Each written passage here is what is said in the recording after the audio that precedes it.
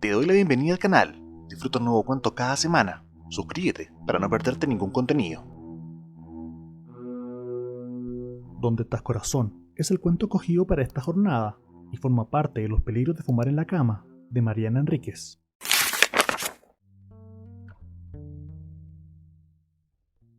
Tengo 3 recuerdos de él, pero uno de ellos puede ser falso. El orden es arbitrario. En el primero está sentado en un sillón, completamente desnudo, sobre una toalla, mirando la televisión. No me presta atención. Creo que lo espío. El pene descansa entre una mata de pelo negro y la cicatriz que le atraviesa el pelo es de un rosado oscuro. En el segundo, su mujer lo lleva de la mano a la habitación. También está desnudo. Me mira de reojo. Tiene el cabello bastante largo, incluso para la época, los años 70, y no le veo la cicatriz. En el tercero me sonríe de cerca, el rostro casi pegado al mío. En el recuerdo me siento desnuda y tímida, pero no sé si es real. No tiene la misma naturalidad de los otros.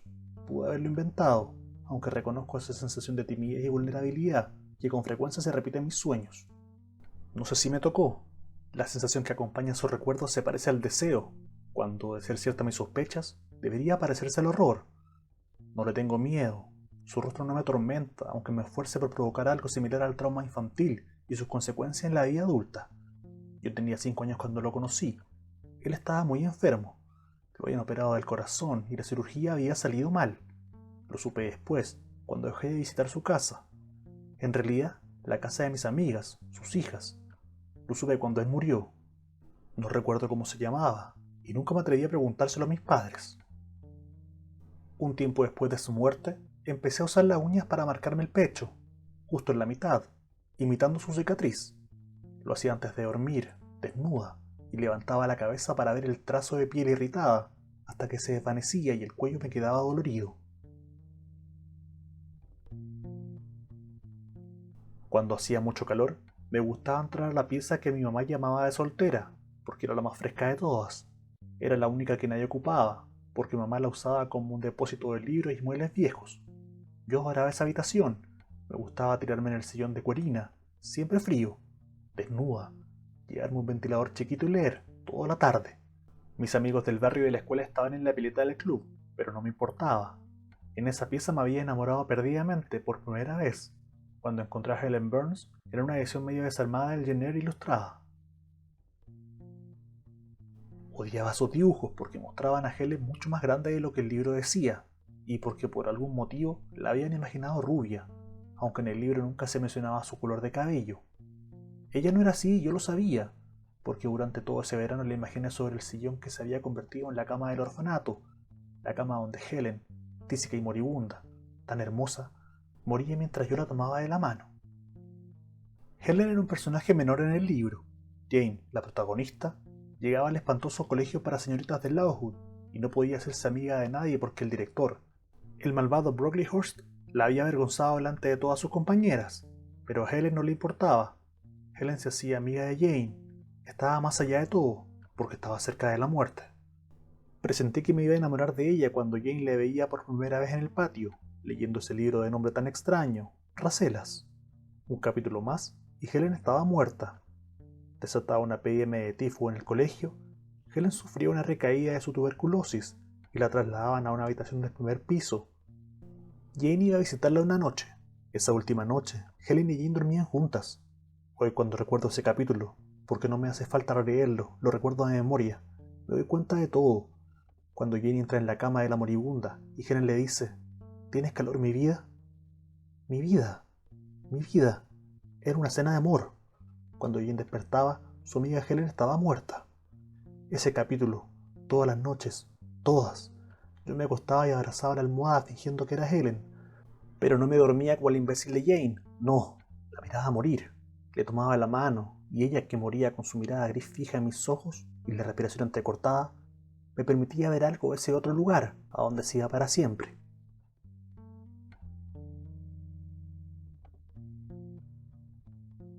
Pronto me di cuenta de que mi fantasía era impracticable.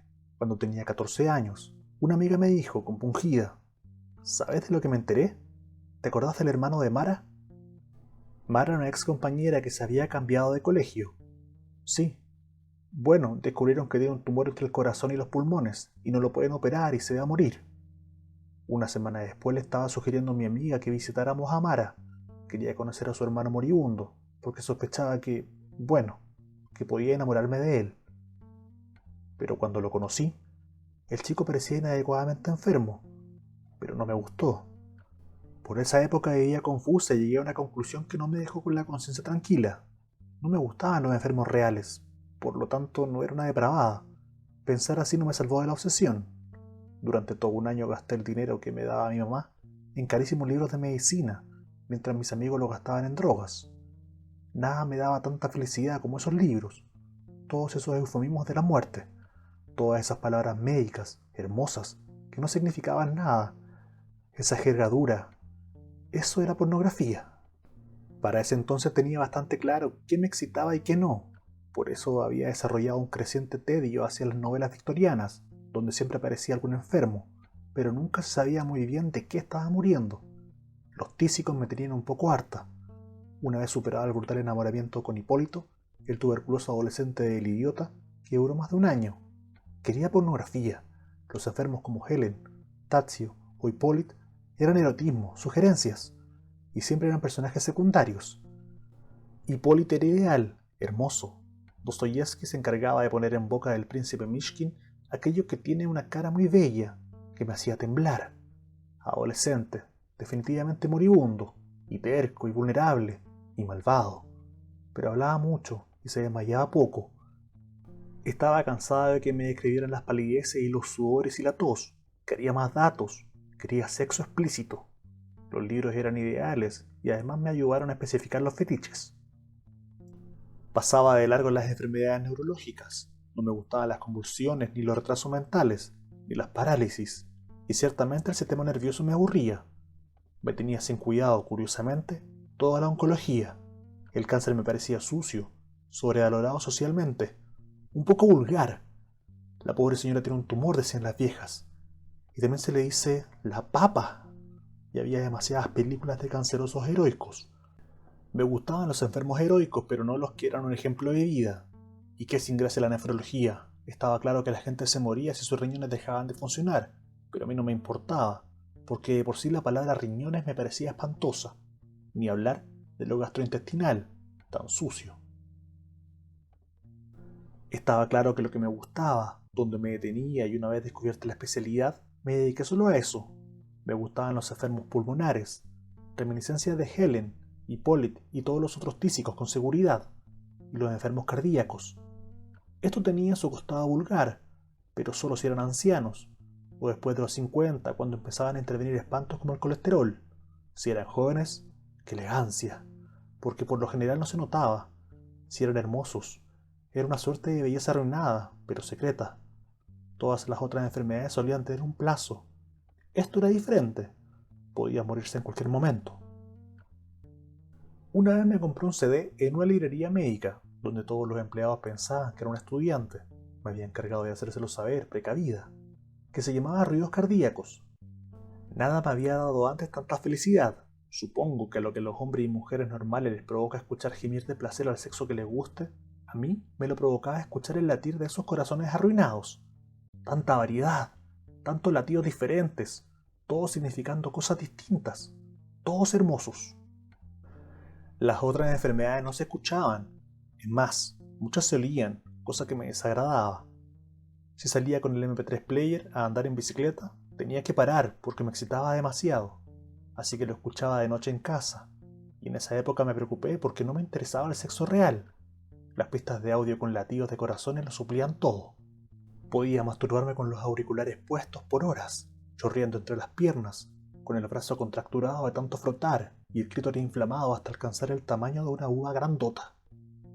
Decidí deshacerme de los latidos grabados después de un tiempo. Iba a volverme loca. Desde entonces, una de las primeras cosas que hacía con un hombre era apoyar mi cabeza sobre su pecho para descubrir algún latido desordenado o un soplo, irregularidad, tercer ruido, galope u otra cosa. Siempre me preguntaba cuándo aparecería alguien que fuera una combinación insuperable de elementos.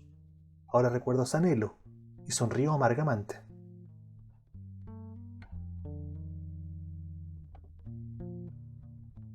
Puedo precisar el momento en que perdí el control.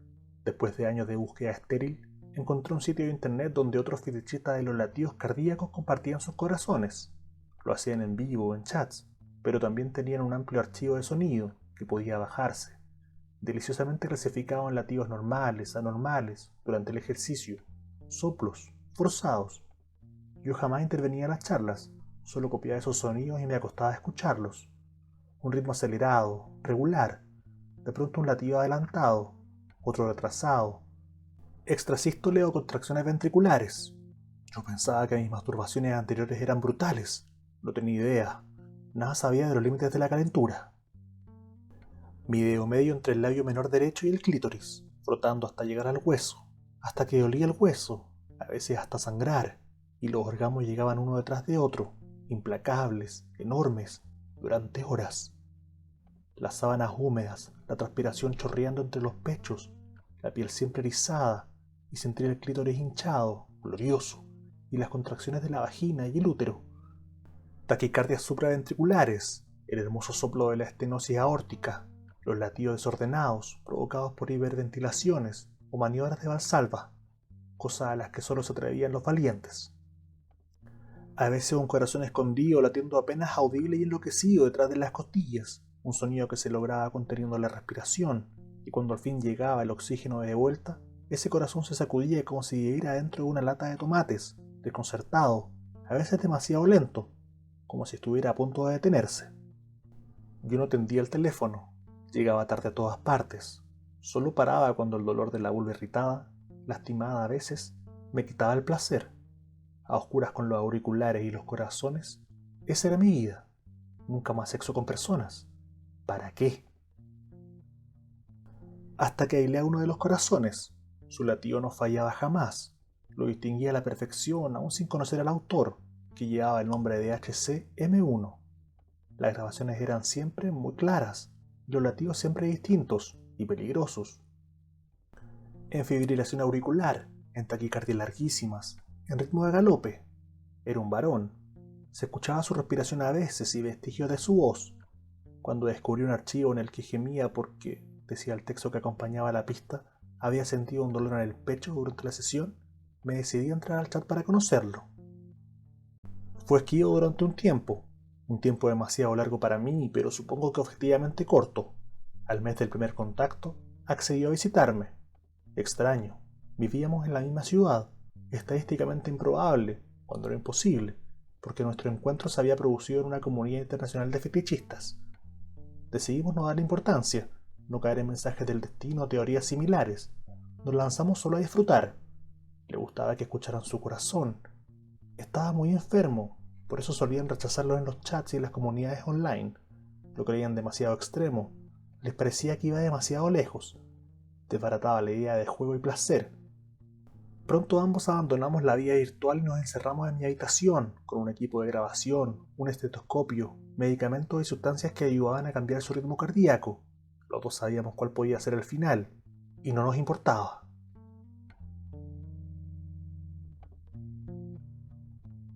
Tenía el cabello tan oscuro como el del hombre que yo había conocido en mi infancia, y la misma sonrisa. Pero tenía 3 cicatrices, no una. Le abrían el esternón en canal. Un observador casual hubiera visto solo una, pero yo la distinguía. La primera transparente, delgada, casi totalmente oculta por la segunda, de un rosa opalino que brillaba, como trazada con esmalte. La última, más ancha, brutal, era más oscura que la piel. La cicatriz que le cruzaba la espalda, me había detallado ese procedimiento tan doloroso, era enorme, torpe. Las pequeñas cicatrices en el estómago, discretas, estaban distribuidas al azar. La parte de la piel interna del codo estaba marcada como la de un adicto. Había otra cicatriz corta, un hundimiento oscuro en el lado derecho del cuello. Tantas marcas, y la respiración difícil, y los labios enormes que a veces tomaban un color tan azul como el de sus ojos. Su enfermedad se escuchaba en esas súbitas inhalaciones cuando se quedaba sin aire al hablar, en los ataques nocturnos de tos que lo dejaban pálido y tembloroso. Todo el tiempo me dejaba apoyar la cabeza sobre su pecho para escuchar. Un latido normal. Son 2 ruidos, abrir y cerrar. Pero sus latidos tenían 4 ruidos. Un galope, un esfuerzo desesperado, distinto, antinatural. Empeoraba con una taza de café, asustaba con un poco de cocaína. Muchas veces se desmayaba y yo seguía escuchando con el estetoscopio, aterrada y excitada hasta que recuperaba una especie de normalidad y él despertaba. Yo podía pasar horas sobre su pecho y después, emocionada, lo besaba y él lo abrazaba, casi violentamente, y su risa y su abandono me preocupaban porque a veces, y cada vez con más frecuencia a medida que pasaba el tiempo y nuestra intimidad crecía, tenía la certeza de que si escuchaba un segundo más, iba a destrozarlo más aún yo misma. A golpearlo, a abrirlo con las uñas, más marcas, una manera de estar más cerca y que fuera más mío. Tenía que contener ese deseo, esas ganas de saciarme, de abrirlo, de jugar con sus órganos como trofeos escondidos, al punto de que me imponía de pequeños castigos. No comer en todo un día, no dormir por 72 horas, caminar hasta calambrarme las piernas. Pequeños rituales como si fuera una chica que le deseó la muerte a su madre porque ella no quiso comprarle algo. Y después el remordimiento y los pequeños sacrificios. No voy a decir más malas palabras, Dios, te lo prometo, pero que no se muera mi mamá. Y la mala palabra que se escapa y entonces las corridas a la noche para ver si mamá todavía respira en la cama, mientras duerme.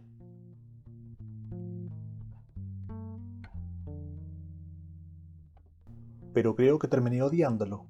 Quizás lo odiaba desde el principio, como odiaba al hombre que me había hecho normal, que me había hecho una enferma, con su pene cansado frente al televisor y esa cicatriz hermosa. El hombre que me había arruinado. Odiaba a mi amante. De lo contrario, algunos juegos resultaban inexplicables. Lo hacía respirar velozmente en una bolsa de plástico, hasta que se veía cómo se le humedecía la frente y le temblaban los brazos. El corazón golpeaba sobre el estetoscopio y él solía rogar: «¡Basta!». Pero yo pedía más y él nunca decía que no. Tuve que llevarlo al hospital una vez, y cuando regulaban su taquicardia con cardioversión, una descarga eléctrica sobre el pecho como en las resucitaciones, me encerraron en un baño cercano y caí sobre el inodoro cuando llegué al orgasmo, aullando. Le compraba poppers, cocaína, tranquilizantes, alcohol. Cada sustancia causaba un efecto diferente y él se dejaba. Nunca reclamaba, apenas hablaba. Incluso pagó el alquiler con sus ahorros cuando amenazaron desalojarme del departamento. Jamás volví a pagar, ya no tenía teléfono, solo me preocupaba por la electricidad, para que la grabadora funcionara, para que yo pudiera volver a escuchar mis experimentos cuando él estaba demasiado agotado, casi inconsciente. Ni siquiera protestó cuando le dije que estaba aburrida, que quería verlo. Apoyar mi mano sobre el corazón despojado de costillas, de jaulas, tenerlo en la mano latiendo hasta que se detuviera, sentir las válvulas desesperadas en un abrir y cerrar a la intemperie. Solo dijo que él también estaba cansado y que íbamos a necesitar una sierra.